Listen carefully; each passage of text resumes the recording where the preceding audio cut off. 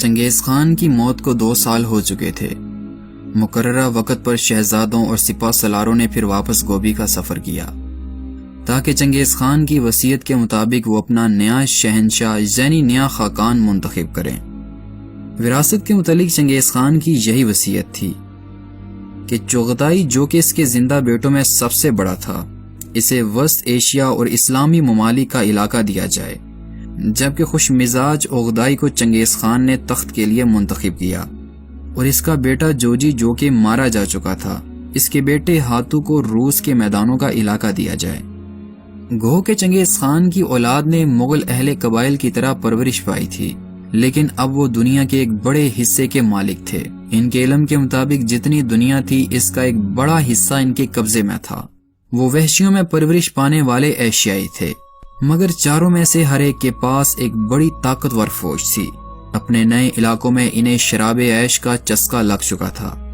چنگیز خان نے کہا تھا کہ میرے وارث اطلس اور کم خواب کے سنہرے کاڑے ہوئے کپڑے پہنیں گے، خوب گوشت کھائیں گے اور شاندار گھوڑوں پر سواری کریں گے، جوان اور حسین عورتوں کو اپنی آغوش میں لیں گے، لیکن یہ یاد نہیں کریں گے کہ آخر کس کی وجہ سے انہیں یہ سب نعمتیں ملیں۔ جب سب شہزادے کراکرم میں جمع ہوئے تو تولی اپنی ذمہ داریوں سے سبکدوش ہوا اور اوغدائی سے درخواست کی کہ وہ تخت و تاج کو قبول کرے۔ اوغدائی نے یہ کہہ کر اس خدمت کو قبول کرنے سے انکار کیا کہ وہ اپنے چچاؤں اور بڑے بھائی کے ہوتے ہوئے اس اعزاز کو قبول کرنے کا اہل نہیں۔ تب ارخون اور بوڑھے جنگجو اوغدائی کی خدمت میں حاضر ہوئے اور غصے کے عالم میں انہوں نے اس سے کہا، تو یہ کیا کر رہا ہے؟ خان نے خود تجھے اپنی جانشینی کے لیے منتخب کیا تھا۔ تولی نے بھی زور دیا، اپنے باپ کے آخری الفاظ سنائے۔ تولی نے اپنے بھائی اوغدائی کو مجبور کیا کہ سمور پوش چبودرے کے اوپر بچے ہوئے طلائی تخت پر تخت نشین ہو۔ ایک لمحے کی ہچکچاہٹ کے بعد چغتائی نے اپنے بھائی کے آگے اپنا سر سجدے میں جھکایا۔ قرلتائی کے شامیانے میں جتنے سردار اور امیر تھے سب نے یہی کیا اور اوغدائی کو خاقان منتخب کر لیا گیا۔ پورے مجمع نے باہر نکل کے جنوب مشرق میں آفتاب کی طرف سر جھکایا اور سارے لشکر نے ایسا ہی کیا۔ اس کے بعد ضیافت کا ایک طویل دور شروع ہوا۔ جو خزانہ چنگیز خان نے چھوڑا تھا، جو دولت نامعلوم دنیا کے چاروں گوشوں سے اکٹھی کی گئی، وہ سب دوسرے شہزادوں، امیروں، افسروں اور فوج کے مغلوں پر نچھاور کر دی گئی۔ اوغدائی نے ان سب لوگوں کی خطائیں معاف کر دیں جو اس کے باپ کے مرنے کے وقت تک اب تک کسی نہ کسی جرم میں ملوث تھے۔ اس زمانے کے اور مغلوں کے مقابل اوغدائی نے بڑی رواداری سے حکومت کی۔ وہ چینی وزیر کے مشورے پر عمل کرتا۔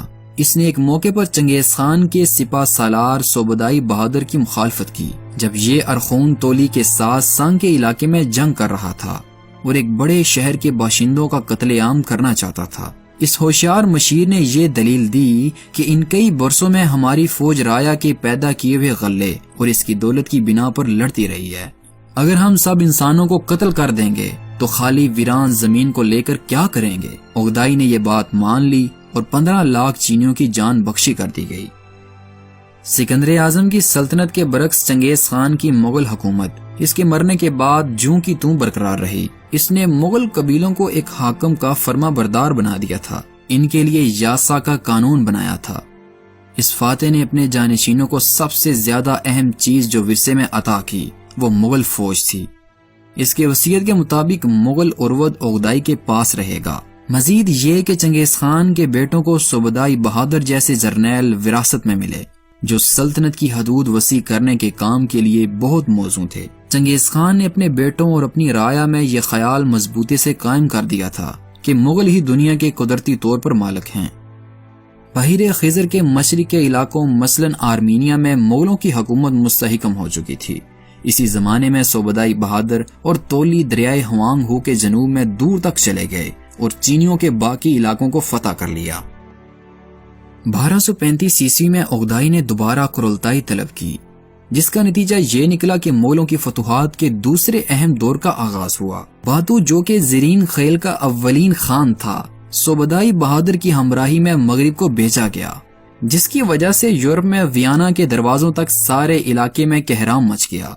دوسری فوجوں نے کوریا، چین اور جنوبی ایران میں جنگ کا سلسلہ جاری رکھا۔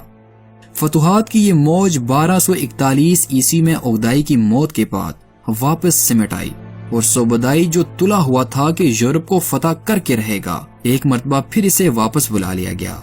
اس کے بعد کے 10 سال کشمکش میں گزرے۔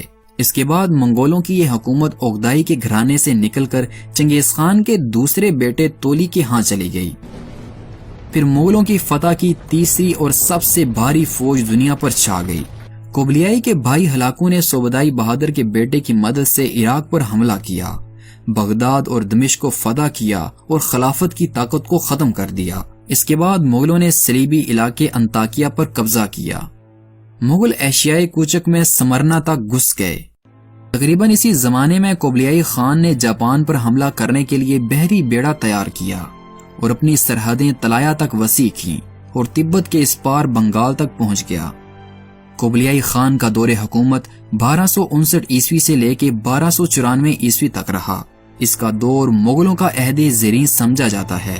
کوبلیائی خان نے اپنے آباء و اجداد کی بود و باش کا طریقہ چھوڑ دیا۔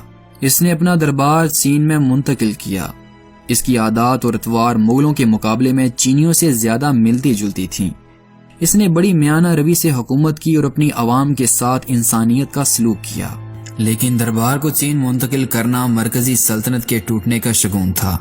ایران کے الخان جو ہلاکو کے جانشین تھے اور جنہوں نے 1300 عیسوی میں خاقان خان کی سرکردگی میں سب سے زیادہ طاقت حاصل کی، خاقان سے اتنے فاصلے پر تھے کہ اس سے رابطہ قائم نہ رکھ سکے۔ اس کے علاوہ وہ تیزی سے مسلمان ہوتے جا رہے تھے۔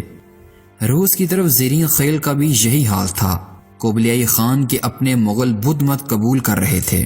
چنگیز خان کے پوتے کوبلیائی خان کے مرنے کے بعد مذہبی اور سیاسی خانہ جنگیاں شروع ہو گئیں اور مغل کئی سلطنتوں میں بٹ گئے۔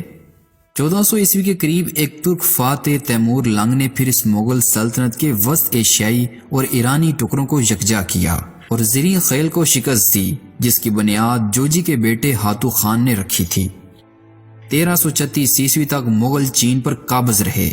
1555 عیسوی تک جا بجا روس میں ان کی طاقت باقی رہی۔ بحیرہ خوارزم کے اس پار ان کے خلاف ازبکوں نے 1500 عیسوی میں شیبانی خان کی سرکردگی میں بڑی طاقت حاصل کی اور چنگیز خان کی اولاد میں سے ایک شہزادے بابر کو ہندوستان میں دھکیل دیا گیا۔ یہاں وہ عظیم مغل خاندان کا پہلا بادشاہ بنا۔ 18ویں صدی کے وسط میں چنگیز خان کی پیدائش کے 600 سال بعد اس فاتح کے جانشینوں کی حکومت کا ہر جگہ خاتمہ ہو گیا۔ اس زمانے میں مغلوں کی حکومت پر انگریزوں کا قبضہ ہو گیا اور مشرق میں منگولیا کو نامور چینی شہنشاہ کیان تانگ کی فوجوں نے فتح کر لیا۔ اسی زمانے میں کریمیا کے تاتار خان روس کی ملکہ عظمیٰ کیتھرائن کی رعایا بن گئے اور یوں مغلوں کا خاتمہ ہوا اور پھر سے وہ خانہ بدوش قبیلوں میں بٹ گئے۔ ریگستان میں کراکرم کا شہر ریت کی تہوں کے نیچے دفن پڑا ہے۔ اس نے اپنی فتوحات میں جو مال و متاع جمع کیا وہ ان لوگوں کے حصے میں آیا جو اس کے ساتھی اور سپاہی تھے۔ بوردا کی قبر کا کوئی نشان باقی نہ رہا۔ اس کے زمانے میں کسی مغل نے اس کے کارناموں کے متعلق کوئی تاریخ نہ لکھی۔